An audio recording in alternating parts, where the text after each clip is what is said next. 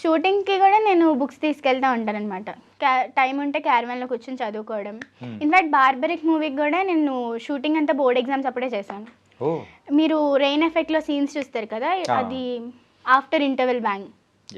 ఆ సీక్వెన్స్ అంతా మేము యాక్చువల్లీ నా బోర్డ్ ఎగ్జామ్స్ అప్పుడే చేసాం.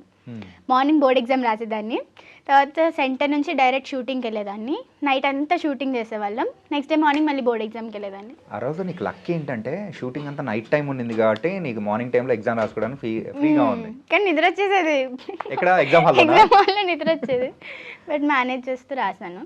సో షూటింగ్ కూడా బుక్స్ తీసుకెళ్తాను. అండ్ ఇప్పుడు కూడా నా స్కూల్లో కానీ కాలేజ్లో కానీ పర్మిషన్స్ ఇస్తారు. ఎంతకు రిజల్ట్ ఏమైంది? 93% 10th. ఎవరు నీ ముందు వెనకలు కూర్చున్న వాళ్ళు ఎవరో చెప్పు. No I dent copy 93%. 93% వచ్చింది 10th. ఇంటర్ ఫస్ట్ ఇయర్ ఏమో 472 500కి. అన్నిట్లో 99 వచ్చింది. సివిక్స్లో 78 వచ్చింది.